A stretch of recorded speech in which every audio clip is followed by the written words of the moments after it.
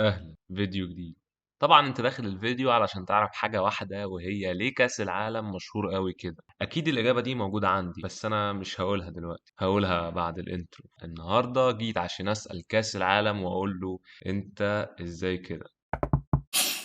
في البداية هبدأ بسؤال كالعادة، وكالعادة محدش هيعرف يجاوبه غيري. ليه كأس العالم للأندية مش مشهور قوي على عكس كأس العالم للمنتخبات؟ مثلا كأس العالم للأندية اللي بيشارك فيه 7 أندية من بلاد مختلفة، كل بلد من البلاد دي موجود فيها أكتر من 17 فريق، لكل فريق جمهور. فتخيل معاه جمهور الكورة في الدولة دي بيتقسم على كل الفرق دي ازاي، على عكس المنتخبات اللي أوروبا لوحدها بتخرج لكأس العالم 13 منتخب. كل منتخب بيمثل دولة بحضارة بلغة، كل منتخب بيشجعوا جمهور الكورة في الدولة كلها. وكمان في ناس بتشجع في كأس العالم عمرها ما شجعت كورة في حياتها. وزيدك من الشعر بيت، ده بيتعمل كل 4 سنين، يعني مش هتزهق منه مثلا عشان بيتعمل كل سنة، أو هتيجي في مرة تقول مش متابع عادي. واللي يثبت كلامي إن سنة 2006 يوم نهائي كأس العالم سجل التاريخ رقما جديدا، وهو أكتر عدد للمشاهدات على بث حي، وكان الرقم 715 مليون كائن حي قاعد بيتفرج في نفس الدقيقة.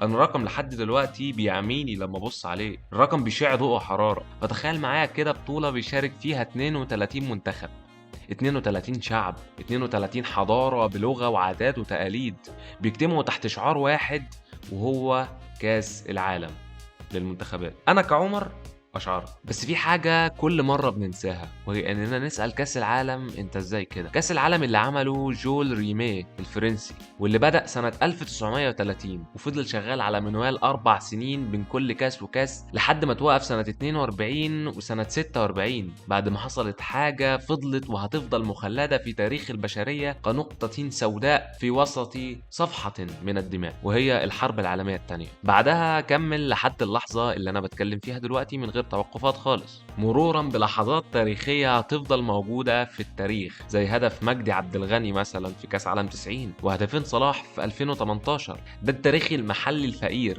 اللي لا يزال تاريخ، ما بالك بقى بالفرق اللي فازت بكأس العالم والفرق اللي خدته أكتر من مرة، زي البرازيل على سبيل المثال اللي معاها لقب أكتر فريق فاز بكأس العالم في التاريخ. وبرضه ما ننساش اللاعبين زي كلوزا، مش بلوزا، لا كلوزا، اللي حصل على لقب أكتر من سجل أهداف في تاريخ كأس العالم، وغيرهم من الألقاب. بس في حاجة أخيرة محدش فاز بيها غيرك، وهي قلبي. فياريت تعمل لايك وسبسكرايب، والسلام.